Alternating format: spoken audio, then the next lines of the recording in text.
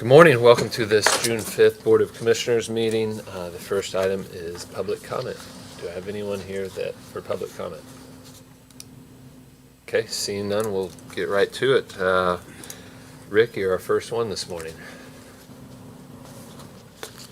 Good morning.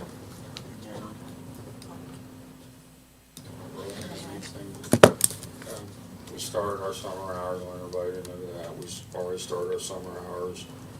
We got the Bridge 55 ribbon cutting after probably Drainage Board today. Wildcat. After Wildcat. We have Wildcat too, Okay. so give it another 30 minutes. Yeah. Yeah.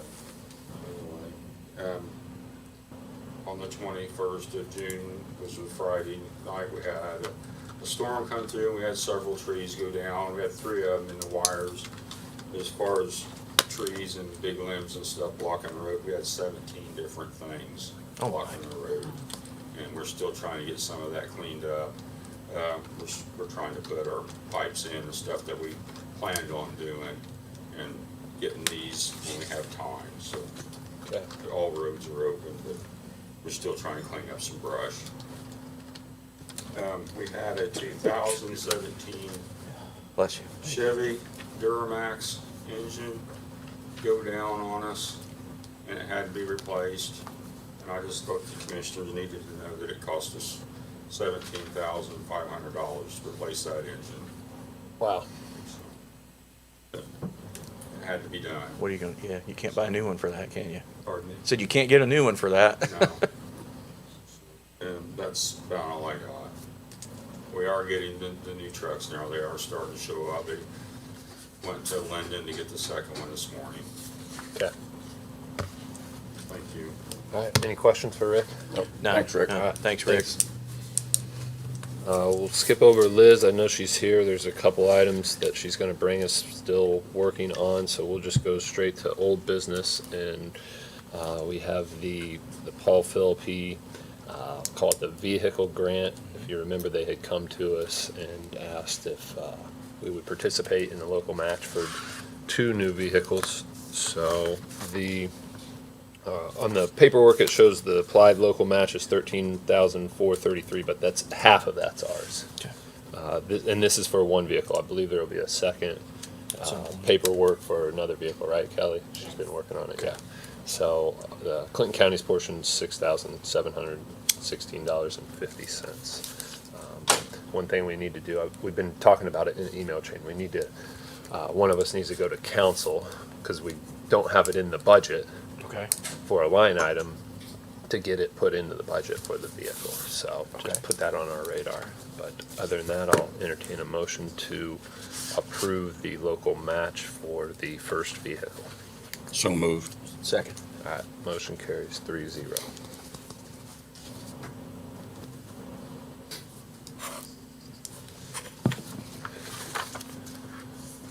All right, we have, under new business, the first item is from Mid-America Elevator proposal. This is for the elevator here at the courthouse. When they were doing their kind of annual maintenance, they highlighted that there's, I'll call it the components are becoming obsolete, and there's some issues. It's working, but if it goes down, it could present a challenge both in getting parts as well as time frame. So the proposal's for $103,850 to basically modernize the elevator. Okay. Been working with them. They're gonna have this work, they believe it can hold off until next year when the renovation's happening here at the courthouse. Gotcha. So it coincides, otherwise the elevator would be down 4 to 6 weeks, which doesn't seem like it would work out too well right now. So we just have to put a $25,000 payment, deposit down to hold the price on it. So that's what this is for. I'd say motion to do just exactly that. We can't live without the elevator working up and down. Nope. I'll second it. I think it's good. Get ahead of it. No choice. Yep. And we have the funds in our Yeah, maintenance and but repair to. no to choice be to done. do it. So, all right, motion carries 3-0 on that. Next item is a agreement between Clinton County EMS and I'll call it in the state of Indiana for the 2021 governmental ambulance payment adjustment. And if I understand it correctly, we're being reimbursed roughly $53,000 from Medicaid for the ambulance service. Does that sound right, Josh? It does. Yep. Okay. All right. Yeah, they changed their payment schedule, and I think this is retroactively going back to probably the beginning of the year. Yep.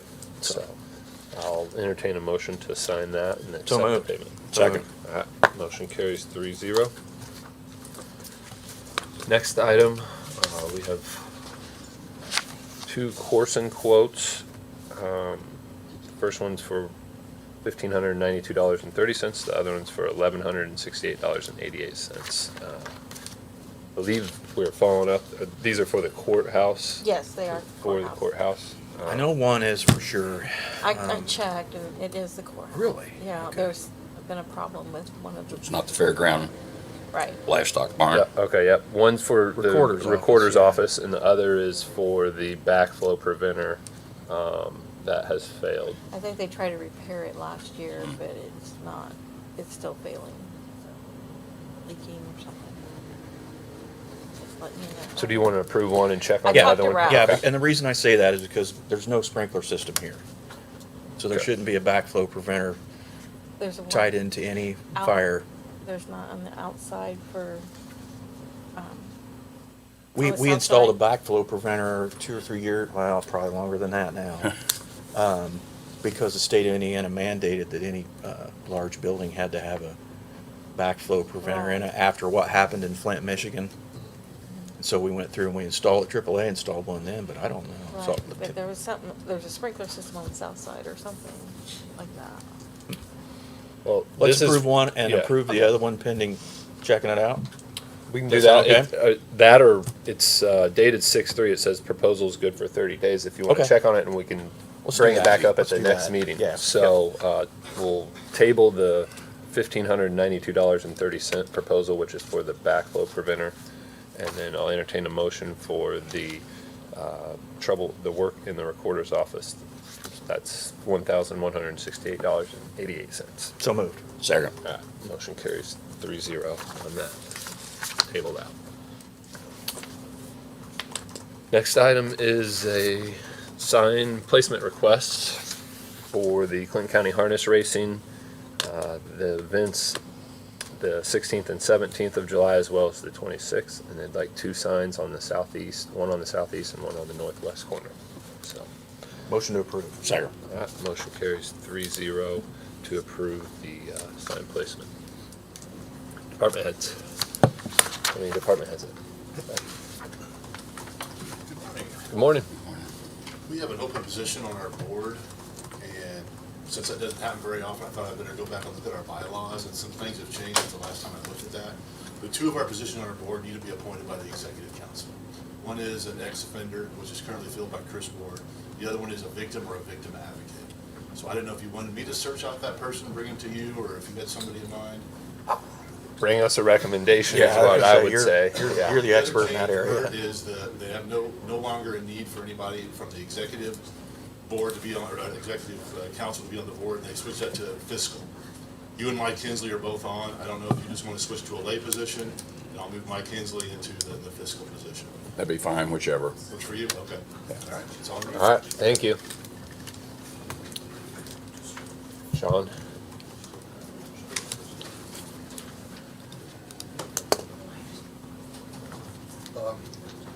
Sheriff had a question. I think he sent an email to you guys about a copay for an employee. So basically what had happened, there was a prescription copay that dramatically increased to one of our employees. They were told by IU that our carrier insurance was not accepted because the county hadn't paid, supposedly is what happened. So Britt will count- answer that. The county has paid, and the employee should call our office so that we can look into it. okay, look, If anyone has any questions, we can get a hold of the people at IU that can answer those questions. Okay. So, get a hold of Cecily. okay, thank you. You're welcome. Nay? Just a quick update, our consoles have been ordered.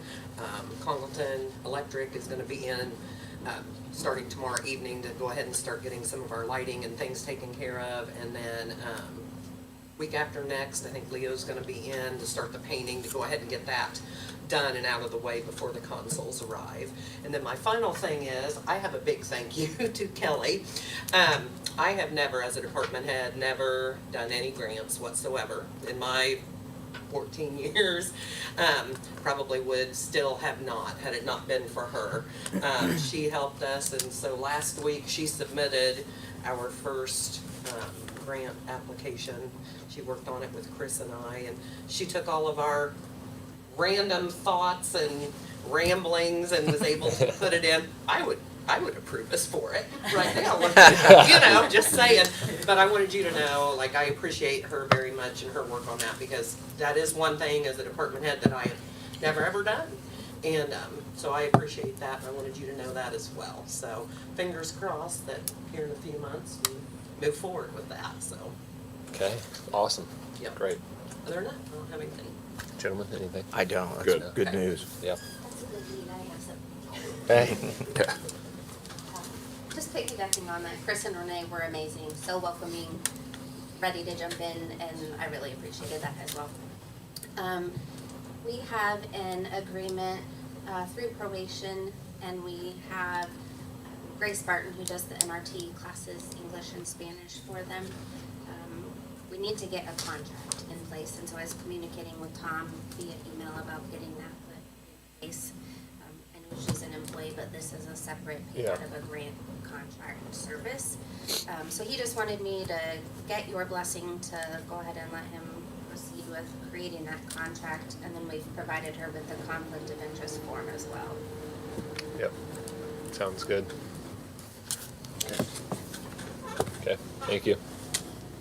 Anyone else? I'll circle back to you. All right. None there. We'll go back up to our, Rodney, you have something? Okay. I just wanted to let her go first.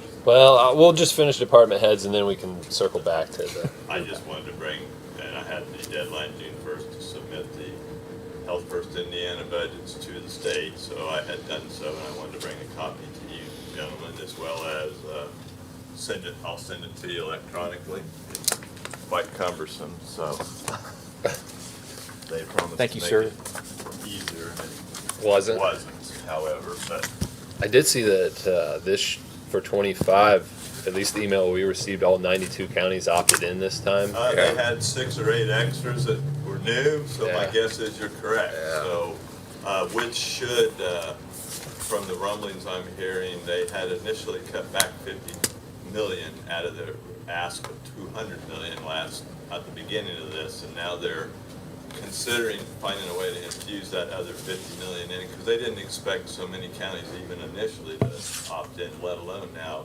they're probably nearing 100%. So this is our second year, this is 2025 budget. Obviously, it will require, I believe, again, your gentlemen's approval by a certain time in the fall. I think it was September 1st or something. Last year, yeah. So at least getting you this information ahead. One of the key components, first of all, it's 721,000, just shy of $750,000 that we're getting this second round. So, and about 33% of that we're going to make available either through direct grants and or grants that are open for applications. So one of the things I've talked with Kelly about was the fact that we're going to need some sort of process in place that you gentlemen are comfortable with as well. I know there's a new bill that's going to come into effect July 1st, HEA 1158, I believe, that requires every county to have a grant process in place. Yeah. So, I'm going to be working actively to make our application process available online, but I want to kind of make sure we're kind of looking at getting something like that in place so you gentlemen will be comfortable with how that money is handled. I think that's a good idea, and I think working with Kelly is our first step, and then we can kind of get something confined and tooled, and then bring it to us, and we'll approve it at that point. So, Plan. thank you, Do you Rodney. have any questions at all? Not yet. Lots of Yeah. floor, but by all means, email me. Yeah. With anything you have question-wise. this is their preliminary. I had to submit it without, obviously, the council's guidance on a raise yet. So that's a little hitch and a giddy up that I'm gonna have to work through with the state. They require us to send that in ahead of time, so maybe they'll realize it in years to come that they need to align that just a little closer with council's guidance, so. It would make more sense. Well, yes. Because everybody has to be in a similar situation. Oh, yeah, yeah, so, and at this point, I spoke to the regional folks, and they said, yeah, everybody's kind of just guessing for now. And I only have a limited amount of our staff on there, but that still complicates things, because in one case I'll have a guidance, the other I won't, so. But by all means, ask, if you have questions, send me an email, ask me. I'll be glad to, I'll be working on the regular budget next now, so. Okay, All right, thanks. thank you. Any others? I did have one thing to mention. Yes. Yesterday, we listened to a presentation from a grant company for software that would really help Rodney and other people, but it would especially help for if we have like sub-recipient situations Okay. that we're looking into. We would like for you gentlemen to take a look at it, maybe council as well. Seemed very affordable. It did a lot of great things. Kelly was in the meeting with me. Anything that you want to bring to light with it? The software program is called Amplifund. It's a grant management software program that helps with the entire grant life cycle. So from application and finding grants we might be interested in applying for, but also we can set up a workflow to allow nonprofits to apply to our grants that we might have available, for example, through Rodney's called First Money. And it just really pulls all of your grant information together, makes it more usable. It has a lot of reporting functionality that would alleviate a lot of work for department heads as far as like the data and statistics they need to show how they're using their grant funds and how they're being successful with those grant funds, as well as the CFA and the auditing that we have to do in the auditor's office for State Board of Accounts. So it would really streamline all of the processes and take some of that administrative burden of the day-to-day tasks using multiple Excel spreadsheets off of everybody's plate. So. And it's also nice, you would be able to log in and see an overview of all of the grants and the totals of the monies that were received. So it would be nice just for you to be able to see all of that. So it's all cloud-based system? Was it cloud-based? It's an internet-based, web-based system. Yes. I Yeah.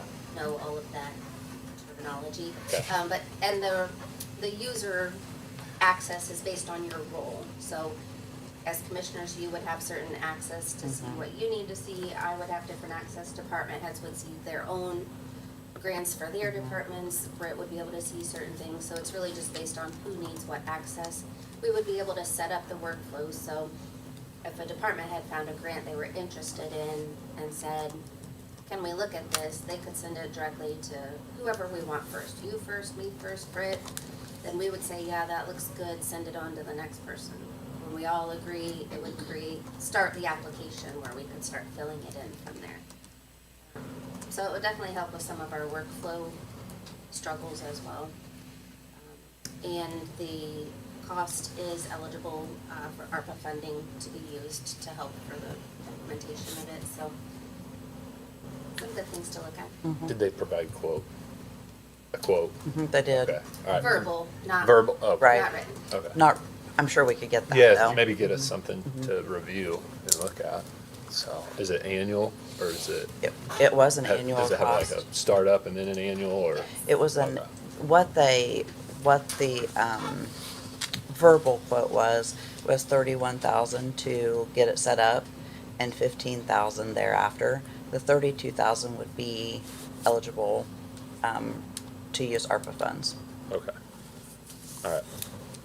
Yeah, I would just have them get us something so that we can review it and Okay. look into it. So, thank you. All right, any others? Okay, seeing none, we'll go back to the top here, and we have Liz, both with the area plan update, and then we have LUPAC 0624-381, I believe, which is ordinance 2024-08. Awesome, good morning. Good morning. Sorry about being a little bit late this morning. It's just been a few things to do since the Plan Commission meeting ended last night. First off, I guess Area Plan Commission update, because I don't have a ton. Kat's actually out this week, so I think the one thing I want to make sure that I do address is the lot on 450 down by Colfax Manson Road where the house fire occurred. Yeah. So I don't recall the exact date, but I know Kat had told me that the date on the letter we sent expired before this meeting.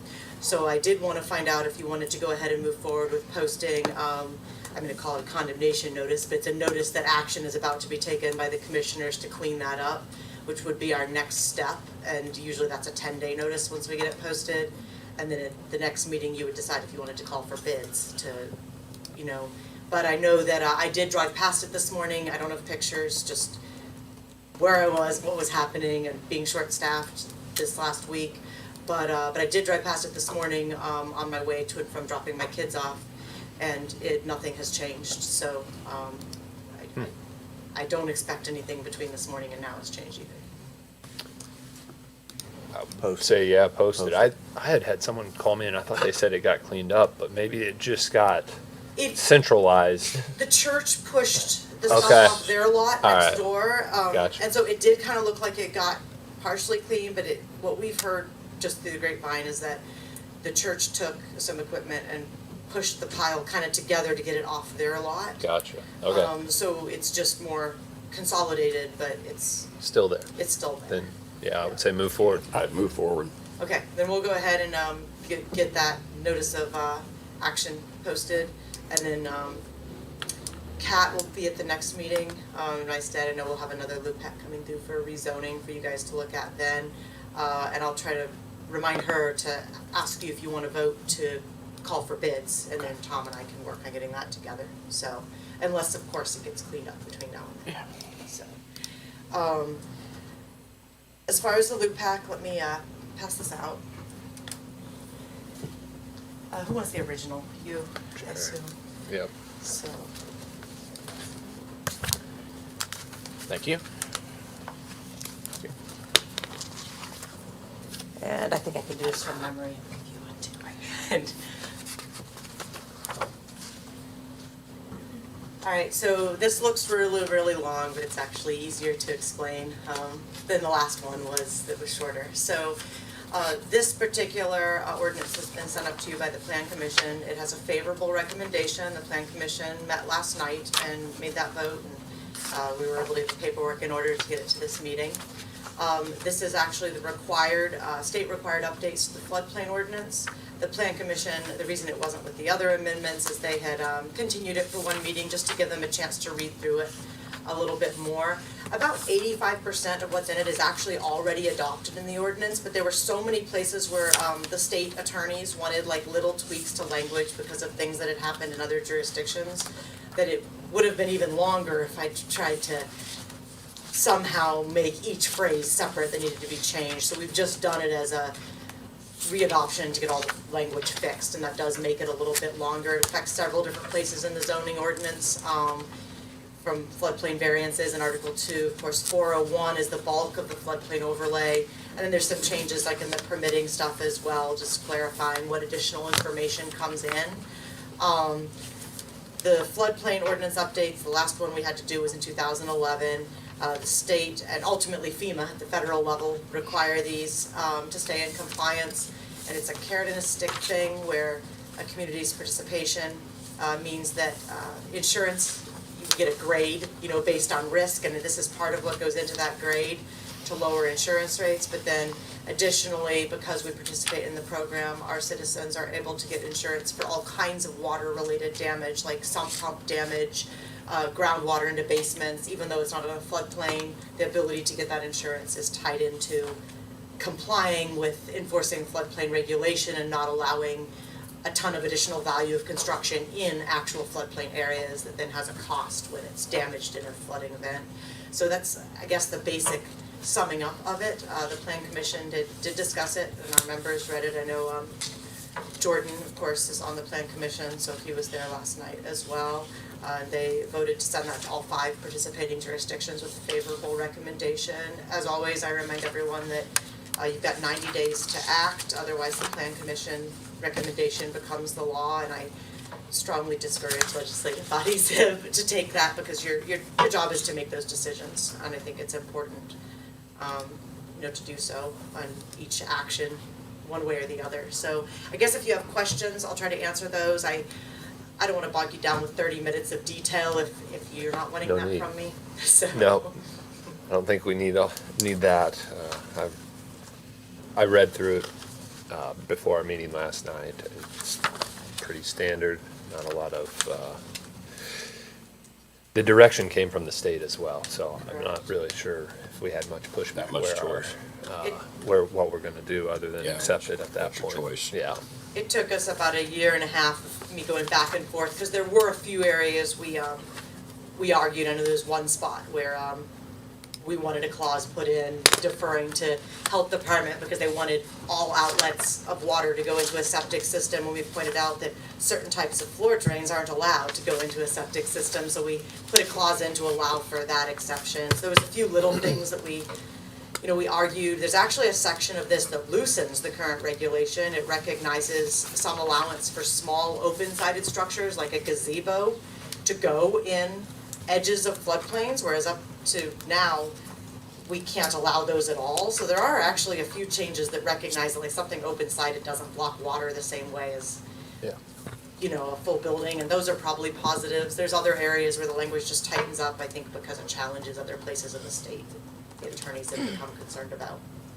I'll make a motion, we approve ordinance 2024-08 based on the favorable recommendation from Clinton County Area Plan. I'll second that. Okay, motion carries 3-0. So it is adopted. Perfect, and as normal, I'll just catch up with you gals on the original. Other than that, I'm super discombobulated this morning. Is there anything that you were expecting me to bring to you that I failed to do so? I don't think so. Nothing that I can think of. I got a couple things to make you aware of. Sure. Solar farms, first of all, I'm assuming you know that I call it a landing pad, but the place where all the equipment's at is pretty much done. They've got stuff pretty much wiped out. It's redirted. I don't know if you've been out there to see that or not. I haven't been called for that final inspection yet, because of course, we're still holding the bond Yeah. for pulling it out.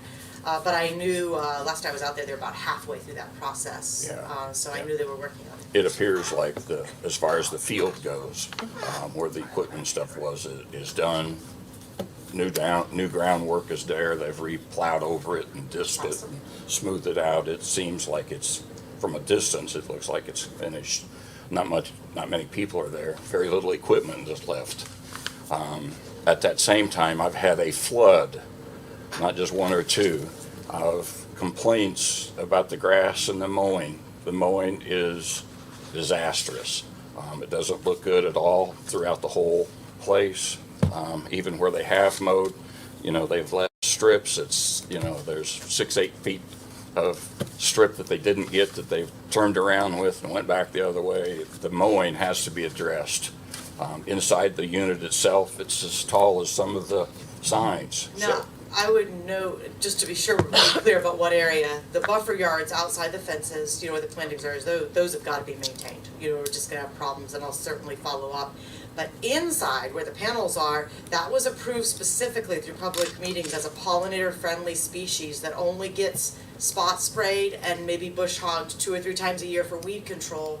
But it's supposed to grow up and go to flower, because that's, short grass does nothing for pollinators. They need the seeds and the flowers. So that was a big deal to the public at the time, whether or not they thought through the fact that you don't mow a pollinator-friendly species, that I can't speak to. But I would not expect all of those areas to be mowed, because it will actually cause them to be in violation of the commitment on the rezoning, requiring that there be taller pollinator-friendly species to increase insect activity and ecological health through that area. So I would note that inside those panels, I wouldn't expect that to get lawn mowed the same way, because if they do, We're not talking inside- lawn mowed. We're talking about trees and I'd call them junk trees, but invasive trees are 6 and 8 foot stuff. tall. The So- trees and the bushes that they've planted on the inside of the, outside of the fence are as tall as I am. Where they put the new plants, new trees all the way along, none of that has been mowed inside or out. It's as Okay. tall as I am. And like I said, I've probably had 8 phone calls about people who were complaining about them. Did you call I'll Liz? call them, and Did I you call did, I Liz? wasn't aware till now, That's- but I'll call. That's why I'm telling her. You know, I'll call. Oh, so you didn't call Liz? She's been around You know, going. make a note and see what we can do there. So we need to get to whoever, and they need to address it. Along that same line, and I've talked about it before, 3 months, I think, our landfill on the north side has not been mowed since it's been planted. There's no sense in having nice evergreens along the north side of the road if the weeds are taller than the evergreens, so, I'll you call know. landfill again too. I've talked to them and asked to have it addressed 2 or 3 times, and they said they didn't have the equipment, but my guess is we could probably make them a loan if they need, you know, because it doesn't take that long to buy a piece of equipment. Well, and the other thing that might be of merit, if we're continuing to have some challenges in those 2 specific areas, is looking at an amendment to the tall grass ordinance to broaden the commissioner's scope for what you can place tax liens against to the LD zoning district and the solar overlay district, because then if it's not mowed, instead of just making phone calls and sending letters, you could do the same thing that you do with houses and other stuff. We could post. If they don't do it, we can send out our own contractors to mow and then place a tax lien back against those parcels in all cases. Right now, those zoning districts aren't included. I'm gonna go reread it to see if there's any like wiggle room on the ag, but that would give the ability to actually solve the problem if we continue to have issues with them doing it, beyond sending letters and then going to court and arguing with each other and spending a whole lot of county money. It's in just the a little process. disappointing, and I know they're gonna be coming towards us here for some other things.